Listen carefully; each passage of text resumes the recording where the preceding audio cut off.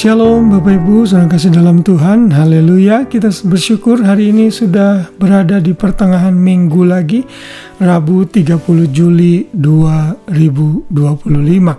Hanya tinggal satu hari lagi kita akan mengakhiri bulan Juli.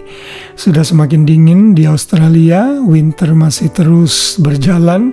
Saya berdoa agar teman-teman, saudara, sidang jemaat yang saya layani, dan siapapun saja yang mendengar renungan ini tetap ada dalam kesehatan dan pemeliharaan dari Tuhan. Saudara, kita akan belajar lagi renungan malam mengenai kemurahan Tuhan, kemurahan hati yang kita bisa miliki sebagai anak-anak Tuhan, dan itu selalu direfleksikan dengan kemurahan Tuhan. Saudara, kita belajar dengan judul selalu dekat dengan kemurahan Tuhan.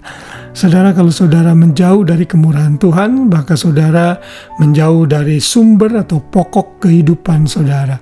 Dan kita akan menyesal karena kita tidak bisa hidup tanpa Tuhan.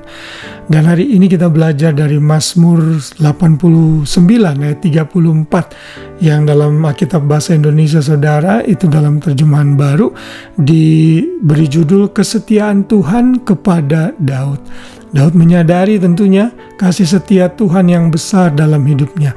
Dan dalam ayat 34 Mazmur 89 ini, yang juga adalah ayat hafalan kita, Daud berkata, "Tetapi kasih setiamu tidak akan kujauhkan daripadanya, dan aku tidak akan berlaku curang dalam hal kesetiaanku."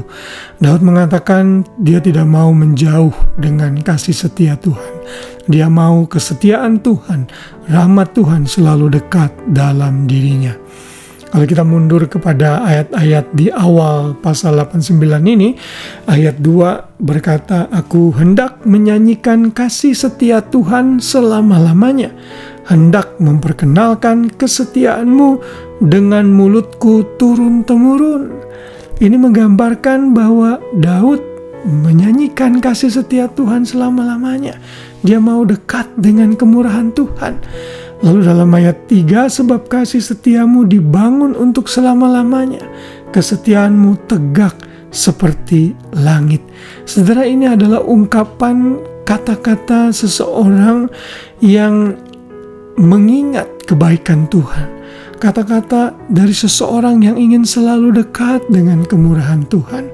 Ia sadar bahwa tanpa kemurahan dan kasih setia Tuhan, hidupnya tidak akan mungkin bisa berhasil. Daud menjadi raja Israel yang berhasil, yang penuh dengan kemenangan demi kemenangan, itu karena Tuhan menyertainya. Itu karena Tuhan yang penuh rahmat selalu ada dekat dengan hidupnya.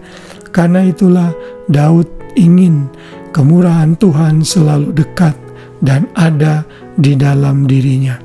Kiranya ini menjadi hal yang memotivasi kita semua agar kita menyadari bahwa tanpa kemurahan Tuhan kita tidak bisa melakukan apa-apa.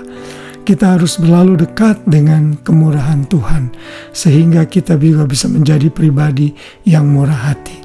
Semua renungan yang saya berikan pada bulan Juli ini pada akhirnya adalah membentuk kita menjadi pribadi yang juga penuh dengan kemurahan. Tuhan yang sudah murah hati itu, yang selalu dekat dalam diri kita, tidak akan punya manfaat bagi kita bila kemurahan hati itu tidak terrefleksi di dalam hidup kita. Ada banyak hal yang Tuhan tempatkan di sekeliling kita, di mana kita harus menjadi saluran berkat dan mau menjadi penolong bagi orang-orang lain yang membutuhkan. Karena itulah pada malam hari ini kita kembali diingatkan agar kita selalu merindukan kemurahan Tuhan, agar kita selalu dekat dengan kemurahan Tuhan, karena tanpa kemurahan Tuhan hidup kita binasa.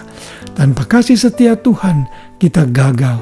Tanpa kemurahan Tuhan kita menjadi pribadi yang akan penuh dengan depresi dan kemalangan.